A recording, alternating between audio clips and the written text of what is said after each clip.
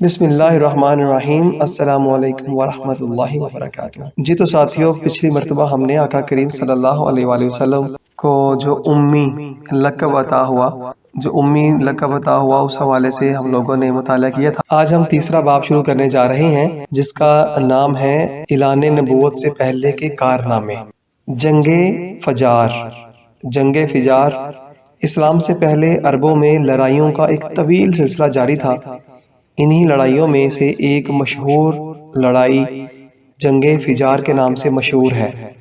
عرب کے لوگ ذوالقعدہ اور ذوالحجہ، محرم اور رجب اور ان 4 مہینوں کا بے حد احترام کرتے تھے اور ان مہینوں میں لڑائی کرنے کو گناہ جانتے تھے، یہاں تک کہ عام طور پر ان مہینوں میں لوگ تلواروں کو نیام میں رکھ دیتے اور نیزوں کی برچھیاں اتار لیتے تھے، مگر اس کے باوجود کبھی کبھی کچھ ایسے ہنگامی حالات پیش آ جاتے کہ مجبوراً ان مہینوں میں بھی لڑائیاں کرنی پڑتی، تو ان لڑائیوں کو اہل عرب حروف فجار یعنی گناہوں کی لڑائیاں کہتے تھے۔ سب سے آخری جنگ فجار جو قریش اور قیس کے قبیلوں کے درمیان ہوئی، اس وقت نبی اکرم صلی اللہ علیہ وآلہ وسلم کی عمر شریف 20 برس کی تھی۔ چونکہ قریش اس جنگ میں حق پر تھے، اس لیے ابو طالب وغیرہ اپنے چچاؤں کے ساتھ آپ نے بھی اس جنگ میں شرکت فرمائی، مگر کسی پر ہتھیار نہیں اٹھایا، صرف اتنا ہی کیا کہ اپنے چچاؤں کو تیر اٹھا کر دیتے رہے۔ اس لڑائی میں پہلے قیس پھر قریش غالب آئے اور آخرکار صلح پر اس لڑائی کا خاتمہ ہو گیا۔ روز کی لڑائیوں سے عرب کے سینکڑوں گھرانے برباد ہو گئے تھے، ہر طرف بدامنی اور آئے دن کی لوٹ مار سے ملک کا امن و امان غارت ہو چکا تھا۔ کوئی شخص اپنی جان و مال کو محفوظ نہیں سمجھتا تھا، نہ دن کو چین نہ رات کو آرام۔ اس وحشت ناک صورتحال سے تنگ آ کر کچھ صلح پسند لوگوں نے جنگ فجار کے خاتمے کے بعد ایک اصلاحی تحریک چلائی، چنانچہ بنو ہاشم، بنو زہرہ، بنو اسد وغیرہ قبائل قریش کے بڑے سرداران عبداللہ بن جدعان کو مکان پر جمع ہوئے اور نبی اکرم صلی اللہ علیہ وآلہ وسلم کے چچا زبیر بن عبد المطلب نے یہ تجویز پیش کی کہ موجودہ حالات کو سدھارنے کے لیے کوئی معاہدہ کرنا چاہیے۔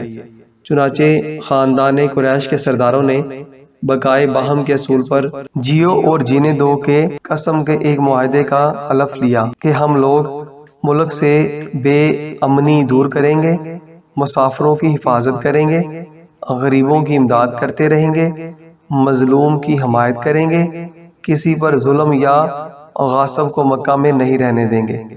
اس معاہدے میں نبی اکرم صلی اللہ علیہ وآلہ وسلم بھی شریک ہوئے اور آپ کو یہ معاہدہ اس قدر عزیز تھا کہ اعلان نبوت کے بعد آپ صلی اللہ علیہ وآلہ وسلم فرمایا کرتے تھے کہ اس معاہدے سے مجھے اتنی خوشی ہوئی کہ اگر اس معاہدے کے بدلے میں کوئی مجھے سرخ رنگ کے اونٹ بھی دیتا تو مجھے اتنی خوشی نہیں ہوتی، اور آج اسلام میں بھی اگر کوئی مظلوم کہہ کر مجھے مدد کے لیے پکارے تو میں اس کی مدد کے لیے تیار ہوں۔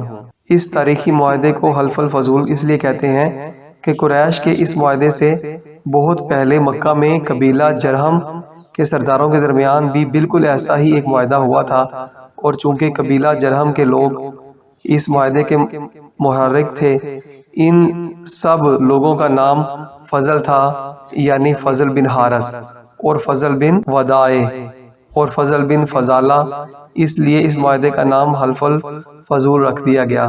چنانچہ ان چند آدمیوں کا معاہدہ جن کے نام فضل تھے ملک شام کا دوسرا سفر۔ جب نبی اکرم صلی اللہ علیہ وآلہ وسلم کی عمر تقریباً 25 سال کی ہوئی تو آپ کی ایمانت اور صداقت کا چرچا دور دور تک پہنچ چکا تھا۔ حضرت خدیجہ رضی اللہ تعالی عنہا مکہ کی ایک بہت ہی مالدار عورت تھی۔ ان کے شوہر کا انتقال ہو چکا تھا۔ ان کو ضرورت تھی کہ کوئی امانت دار آدمی مل جائے تو اس کے ساتھ اپنی تجارت کا مال و سامان ملک شام بھیجیں۔ چنانچہ ان کی نظر انتخاب نے اس کام کے لیے نبی اکرم صلی اللہ علیہ وآلہ وسلم کو منتخب کیا اور کہلا بھیجا کہ آپ صلی اللہ علیہ وآلہ وسلم میرا مال تجارت لے کر ملک شام جائیں، جو معاوضہ میں دوسروں کو دیتی ہوں آپ صلی اللہ علیہ وآلہ وسلم کی امانت اور دیانتداری کی بنا پر میں آپ کو اس کا دگنا دوں گی۔ نبی اکرم صلی اللہ علیہ وآلہ وسلم نے ان کی درخواست کو منظور فرما لیا اور نبی اکرم صلی اللہ علیہ وآلہ وسلم نے ان کی درخواست منظور فرما لی اور تجارت کا مال سامان لے کر ملک شام روانہ ہو گئے۔ اس سفر میں حضرت خدیجہ رضی اللہ تعالی عنہا نے اپنے ایک معتمد غلام میسرہ کو بھی آپ صلی اللہ علیہ وآلہ وسلم کے ساتھ روانہ کر دیا تاکہ وہ آپ کی خدمت کرتا رہے۔ جب آپ صلی اللہ علیہ وآلہ وسلم ملک شام کے مشہور شہر بصرہ کے بازار میں پہنچے تو وہاں نستورہ راہب کی خانقاہ قریب میں ٹھہرے۔ نستورہ میسرہ کو بہت پہلے سے جانتا تھا۔ نبی اکرم صلی اللہ علیہ وآلہ وسلم کی صورت دیکھتے ہی نستورہ میسرہ کے پاس آیا اور دریافت کیا، اے میسرہ، یہ کون شخص ہیں جو اس درخت کے نیچے اتر پڑے ہیں؟ میسرہ نے جواب دیا کہ یہ مکہ کے رہنے والے ہیں اور خاندان بنو ہاشم کے چشم و چراغ ہیں۔ ان کا نامی محمد اور لقب امین ہے۔ نستورہ نے کہا، سوائے نبی کے اس درخت کے نیچے آج تک کوئی نہیں اترا، اس لیے مجھے یقین کامل ہے کہ یہ نبی آخر الزماں ہے، کیونکہ آخری نبی کی تمام نشانیاں جو میں نے توریت و انجیل میں پڑھی ہیں وہ سب میں ان میں دیکھ رہا ہوں۔ کاش میں اس وقت زندہ رہتا جب یہ اپنی نبوت کا اعلان کریں گے، تو میں ان کی بھرپور مدد کرتا اور پوری جان نثاری کے ساتھ ان کی خدمت گزاری میں تمام عمر گزار دیتا۔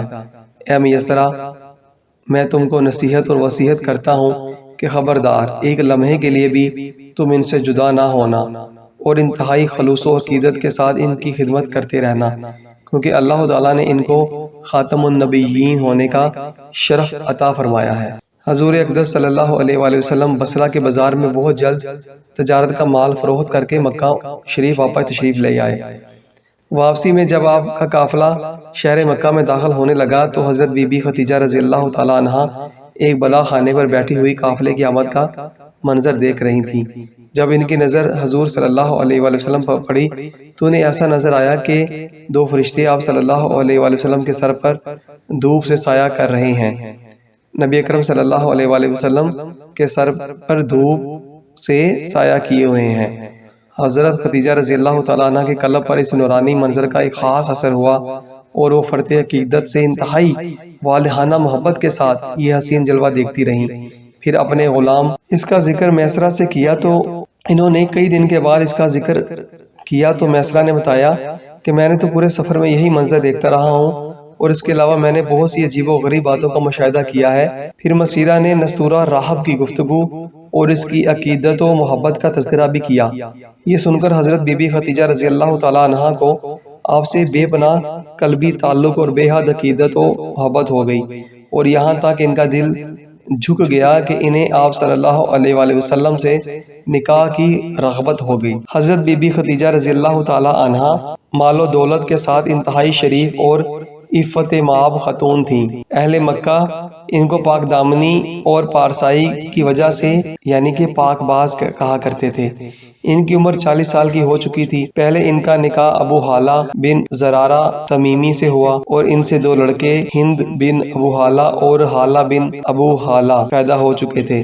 پھر ابو حالہ کے انتقال کے بعد حضرت خدیجہ رضی اللہ عنہا نے دوسرا نکاح عتیق بن عابد مخزومی سے کیا۔ ان سے بھی دو اولاد ہوئیں، ایک لڑکا عبداللہ بن عتیق اور ایک لڑکی ہند بنت عتیق۔ حضرت خدیجہ رضی اللہ تعالیٰ عنہ کے دوسرے شوہر عتیق کا بھی انتقال ہو چکا تھا۔ بڑے بڑے سرداران قریش ان کے ساتھ عقد نکاح کے خواہشمند تھے، لیکن انہوں نے سب پیغاموں کو ٹھکرا دیا مگر نبی اکرم صلی اللہ علیہ وآلہ وسلم کے پیغمبرانہ اخلاق و اعداد کو دیکھ کر اور آپ صلی اللہ علیہ وآلہ وسلم کے حیرت انگیز حالات کو سن کر، یہاں تک کہ ان کا دل آپ کی طرف مائل ہو گیا اور خود بخود ان کے قلب میں آپ سے نکاح کی رغبت پیدا ہو گئی۔ کہاں تو بڑے بڑے مالدار اور شہر مکہ کے سرداران کے پیغاموں کو رد کر چکی تھیں اور یہ طے کر چکی تھیں کہ اب 40 برس کی عمر میں تیسرا نکاح نہیں کروں گی، اور کہاں خود ہی نبی اکرم صلی اللہ علیہ وآلہ وسلم کی پھوپھی حضرت صفیہ رضی اللہ تعالیٰ عنہا کو بلایا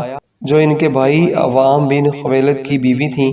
ان سے نبی اکرم صلی اللہ علیہ وآلہ وسلم کے کچھ ذاتی حالات کے بارے میں مزید معلومات حاصل کی۔ پھر نفیسہ بنت امیہ کے ذریعے خود ہی نبی اکرم صلی اللہ علیہ وآلہ وسلم کے پاس نکاح کا پیغام بھیجا۔ مشہور امام سیرت محمد بن اسحاق نے لکھا ہے کہ اس رشتے کو پسند کرنے کی وجہ جو بنی حضرت خدیجہ رضی اللہ تعالی عنہا نے خود نبی اکرم صلی اللہ علیہ وآلہ وسلم سے بیان کی ہے، وہ خود ان کے الفاظ میں یہ ہے کہ یعنی میں نے آپ صلی اللہ علیہ وآلہ وسلم کے اچھے اخلاق اور آپ صلی اللہ علیہ وآلہ وسلم کی سچائی کی وجہ سے آپ کو پسند کیا۔ نبی اکرم صلی اللہ علیہ وآلہ وسلم نے اس رشتے کو اپنے چچا ابو طالب اور خاندان کے دوسرے بڑے بڑوں کے سامنے پیش فرمایا۔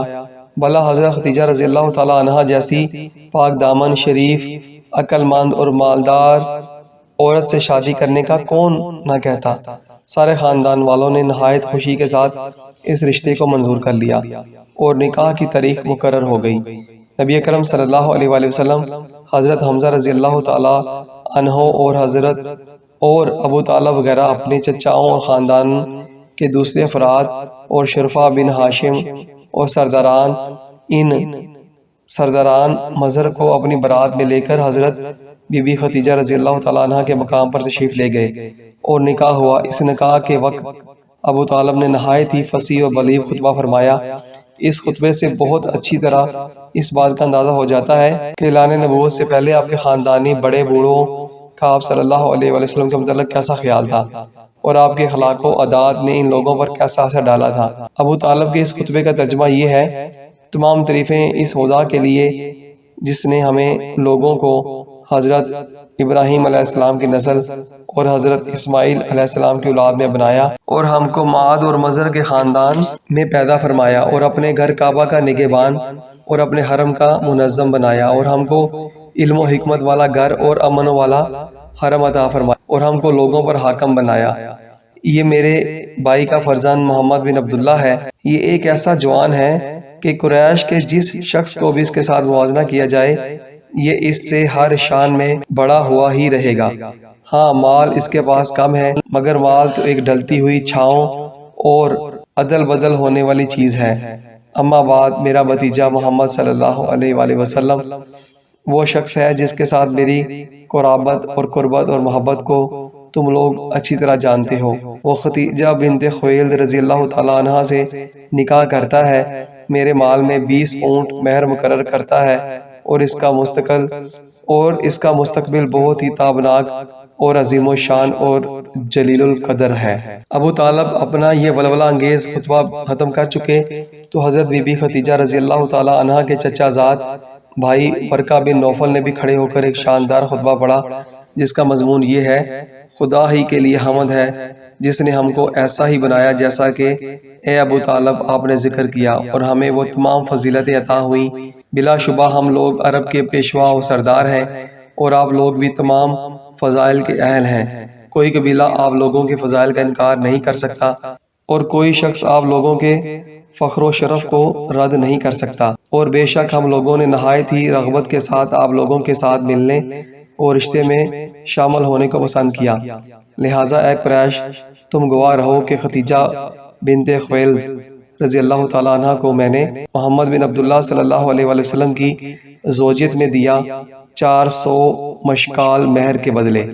غرض، حضرت بی بی خدیجہ رضی اللہ تعالیٰ عنہ کے ساتھ نبی اکرم صلی اللہ علیہ وآلہ وسلم کا نکاح ہو گیا اور حضور محبوب کریم صلی اللہ علیہ وآلہ وسلم کا خانہ معیشت ازواجی زندگی کے ساتھ آباد ہو گیا۔